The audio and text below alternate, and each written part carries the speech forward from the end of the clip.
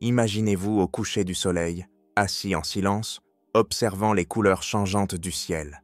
Ce moment paisible vous pousse à réfléchir. Est-ce que je vis vraiment une vie qui satisfait Allah? Est-ce que je fais assez pour m'améliorer chaque jour? Ces questions hantent souvent le cœur de ceux qui cherchent à atteindre la piété. Mais qu'est-ce que la piété?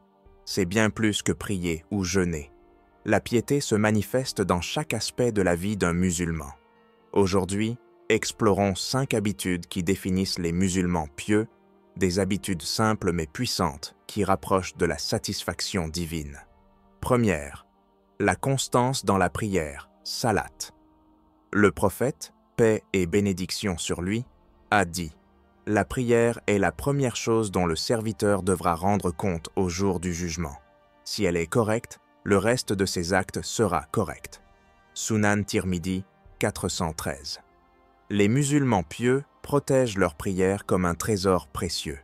Ils prient à l'heure, dans le calme et la concentration. Khushu.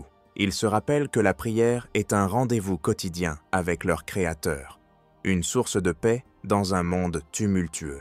Exemple concret, prenons l'histoire d'Umar ibn al-Khattab, qu'Allah soit satisfait de lui. Avant de devenir musulman, il était connu pour sa rigueur et son caractère abrupt. Une fois converti, sa dévotion dans la prière a transformé son cœur et son comportement.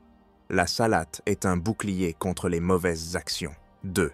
La lecture et la méditation du Coran. Allah dit dans le Coran « Certes, ceux qui récitent le livre d'Allah accomplissent la prière et dépensent dans son chemin, en secret et en public, parmi les biens que nous leur avons attribués, espèrent un commerce qui ne périra jamais. » Sourate Fatir, 35-29. Les musulmans pieux ne se contentent pas de lire le Coran. Ils le méditent, cherchent à en comprendre les enseignements et les appliquent à leur vie quotidienne. C'est leur guide face aux défis modernes. Astuces pratiques. Réservez 10 minutes chaque jour pour lire quelques versets avec leur traduction. Imaginez que le Coran est une lettre d'Allah adressée à vous personnellement. Troisième, la gratitude constante, shukr. Le prophète, paix et bénédiction sur lui, a dit « Regardez ceux qui sont en dessous de vous, pas ceux qui sont au-dessus de vous, car cela vous aidera à ne pas mépriser les bienfaits d'Allah. » Sahih Muslim, 2963. La gratitude est un état d'esprit qui change tout. Les musulmans pieux prennent le temps de remercier Allah pour les petites et grandes bénédictions, la santé, la famille, un repas chaud. Cette habitude renforce leur foi et leur patience face aux épreuves. Exemple concret. Une journée difficile au travail? Prenez un moment pour dire « Alhamdulillah, au moins j'ai un emploi pour subvenir à mes besoins. » Cette réflexion transforme l'amertume en satisfaction. Quatrième, la bienfaisance envers les autres. Ihsan.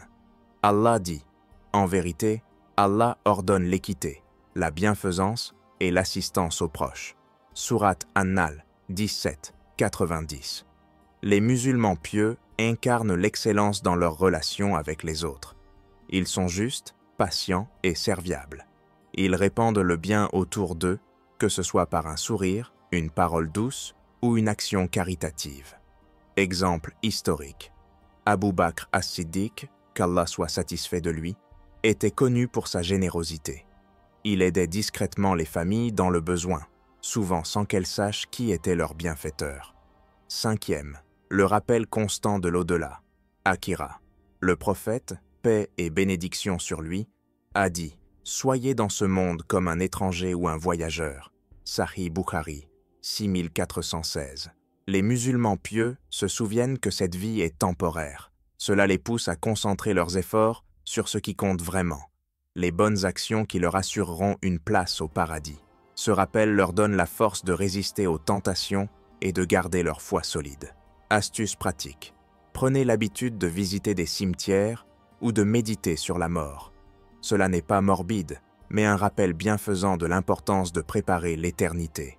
Pour finir, chers frères et sœurs, ces 5 habitudes, prière constante, lecture du Coran, gratitude, bienfaisance et rappel de l'au-delà, ne sont pas des idéaux inatteignables.